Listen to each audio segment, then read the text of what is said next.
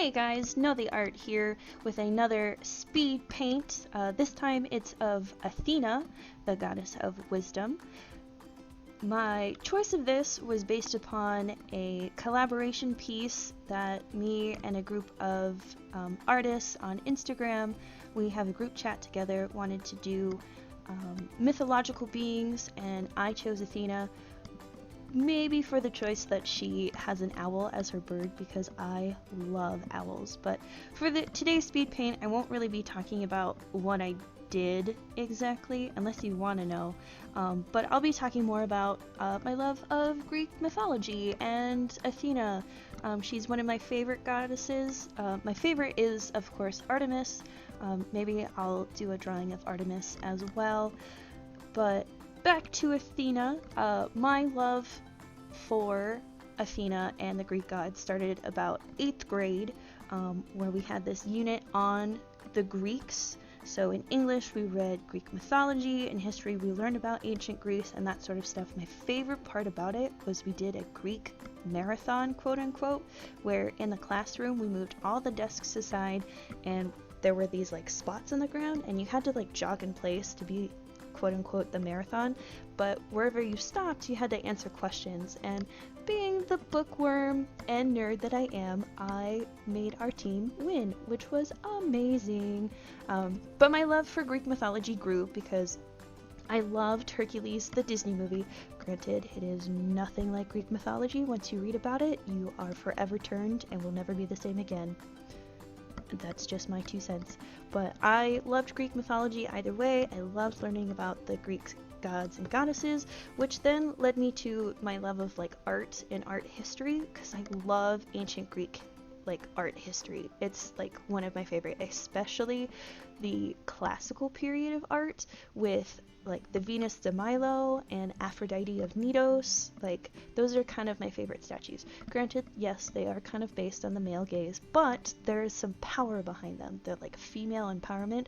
This is like the first time that we see gods and goddesses seen as humans and not on like their pedestal or anything, as Aphrodite of Knidos is seen undressing or getting dressed after taking a bath or getting into a bath. This is kind of the first time that we see her not like this radiant beauty, but more in a human form. We see kind of this beautiful marble statue that gets like the curves and the thickness just right for a woman. If you haven't seen it, I highly suggest looking it up. It's a very beautiful sculpture and pretty well intact. I mean, granted, it's mostly just copies of it because the Romans like made a bunch of copies of it, and gee, I wonder why.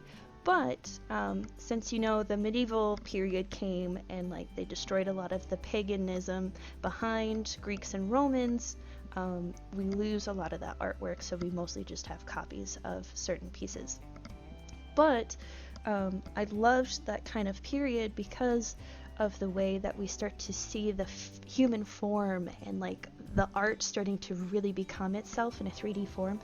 Granted, of course, once the medieval period happens, everything gets thrown out the window and we kind of have to restart art, and it's not until the Renaissance period where we start to see kind of the major players, the Ninja Turtles, Titian, and all of those amazing artists. I might do an art history piece if you guys want one. I love art history. I love talking about it. I'll do an art speed painting and talk about art history if you want, so comment below if you want it. Anyway, back to Athena. So goddess of wisdom, war, arts and crafts, inspiration, courage. I'm looking at my notes and it says mathematics. I think my husband would be really nice to hear that. He's a math professor, but I enjoy that she's the arts and crafts. Granted, she became that way because she was kind of rude to the woman Arcane. Granted, that mortal woman made fun of her, saying she was better weaver than Athena, but Athena gets a little too hectic with that. I will say there are some downfalls of Athena, especially when it comes to the Medusa story, looking at a feminist perspective, where Medusa was just doing her job and Poseidon gets, you know, like his brother Zeus, and just decimates her in the temple, and Athena's like, well, it's your fault, and we kind of have that rape culture, and you're like, no, Athena, no. So then she turns her into Medusa, and becomes this hideous monster where she can never be looked at by people again. But then, of course, she's like, so, Perseus, you're gonna have to kill Medusa. So, like, she kills her, like, most loyal follower, her high priestess, because of something that Neptune or Poseidon did. Ugh, it made me so mad. Like, I love Athena, I love all that she stands for. I did not love how the stories represent her in that instance of Medusa's story. It's very sad. I do love her, like, beginning stories. So Zeus, you know, that lovely Zeus, likes to shag a lot of women. Sorry, Eddie Izzard, Henry VIII joke. But I guess he liked doing it in different variations. So animals, humans, godly stuff. But he laid down with a woman, and I guess it was prophesized that this child would come and defeat Zeus. So Zeus, taking in what his father did to him, or at least to his siblings, decided to swallow the child, which then Athena, being the powerful woman that she was, gave him a headache so severe that she just burst through his head, fully armored and ready to go. Like, what a badass woman that was. Like, badass goddess right there, just ready to fight and doing whatever she can to be free from, I guess, not necessarily male tyranny, but kind of in a way, if you want to look at it that point. But yeah, I really enjoyed the stories of Greek mythology and how important they are in order to understand how stories worked, how things worked, like the explaining of weaving, the explaining of spiders, the explaining of thunder and lightning is all based around these gods and goddesses, and they come up with all of these random mythical beings to explain ourselves and how things work for us. And then we kind of continue that on, but explaining it in understanding in scientific terms, and everything just becomes a story to us, which I really enjoy. I wish we would go back to, you know, telling stories. I mean, we have urban legends and stuff like that, but those are always scary, and like they're trying to like teach kids not to go into the woods after dark and stuff, but like, you know, explaining some fun phenomenon in a lighthearted way to a child instead of just giving them the scientific terms is always nice to have. It's always nice to like dream and explore yourself and explore the worlds in a very mystical, magical way. And I think some books do that pretty well. I mean, we kind of get that in Harry Potter. We have this mystical, magical backstory, but yet it teaches us to rise up against those that like justice isn't being served correctly. So we see that in like the later books. Wow, how did I get onto Harry Potter? But yeah, like some people may not like Harry Potter books, but they do have a decent message behind them that children kind of like know and understand the world a little bit better than what adults do. Adults kind of lose that as they get older, and I kind of consider myself like a kid at heart, and so maybe that's why I enjoy like all of these stories, because like I don't want to become that adult that doesn't believe a child. I will surely not always believe them. They come up with the most craziest stories, but it's always nice to see where their imagination goes and how they understand the world around them that's happening for them. If it hasn't happened yet, but if you noticed, there is a point during this drawing that it just like jumps through some sort, and that was me finally understanding how the selection tool works and how you can move pieces up and down to kind of adjust it. I see it all the time in other people's speed painting, but it just, I never understood it. Anytime I took a class on Photoshop and stuff like that, it did not sit with me. I am just not a person that can like learn that way. I have to learn by doing. So eventually you'll see that her Athena's crown or like headset thing comes down. Her hair gets a little different. And that's because that's me doing this after I have finished almost the whole thing and looking at it and going, huh, this just does not look right. And I just test it out. Please don't ever do that. I would say don't move things after you're all done with a project, because it was a pain, because I didn't realize I had put certain things on certain layers. Maybe that's why I should probably label my layers. But I had to shift some things around.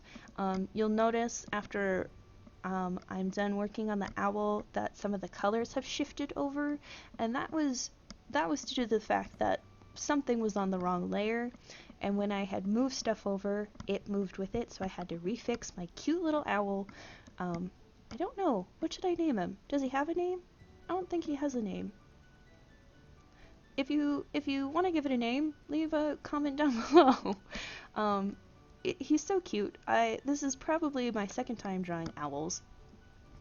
My first time was in my sketchbook for a sketchbook challenge, and I was pretty impressed with myself. I don't normally draw animals, I don't normally draw male characters, but I have to say this year I'm really trying to branch out and go beyond my comfort zone and my comfort level, and the use of shading things, recording it, to drawing animals in pieces and stuff like that. I've really stepped out of my comfort zone and really tried to step up my game as an artist.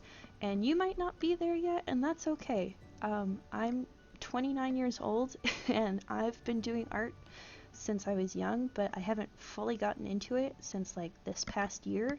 Like I've fully delved into it. Like I do at least do some sort of a drawing every day to kind of keep up my practice. I mean, you gotta keep practicing making art. You can't just think you're gonna be good. You have to like do it. I mean, that's how our professional athletes are. They practice every day, training. You have to train yourself, watch videos, read books about it, take a lesson.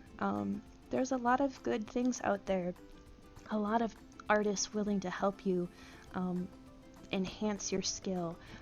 I highly suggest, if you want to practice, look at the use of anatomy, look at how lighting works on things. Those are kind of my bigger takeaways. I'm still learning. Like, I teach art, and yet I'm still learning. You're always learning. Like, if you ever say you've stopped learning, you're done learning, you're not going to go very far in this world. You have to keep learning. You have to keep growing. You want to evolve yourself to continue the knowledge that you're gaining.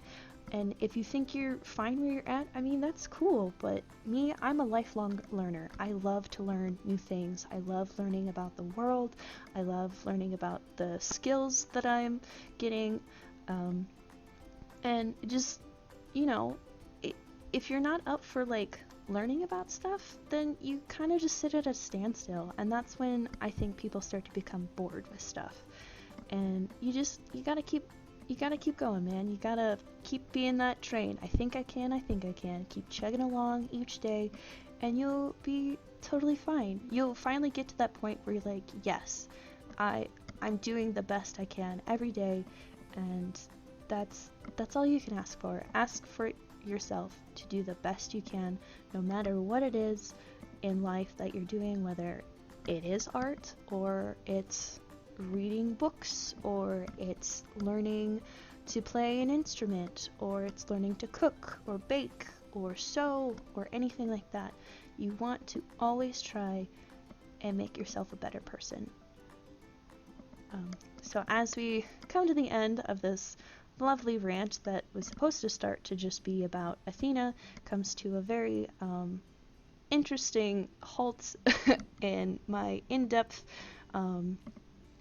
understanding of the world, and just kind of talking about my thoughts on things. I mean, if you want to hear me talk more and ramble more as you watch me make arts, just comment, like, and subscribe. I guess there's a bell now if you want to ring it. I have no idea what that's about. This is beginning YouTube for me, so something new I'm going to learn. Learning how to use YouTube. As I'm looking at this, please don't do what I just did. Make a line across that. Put it on a layer that's like underneath so you don't have to erase it. See, I'm learning something new as I'm looking across this. So as you can see, I'm trying to refix what I did as I had moved things up and down and around, but I would say it looks a lot better from what it was before. Me just kind of fine-tuning my pieces in certain areas, adding a little more depth to it as well, and here is the final piece. So thanks for watching, you guys. See you next time.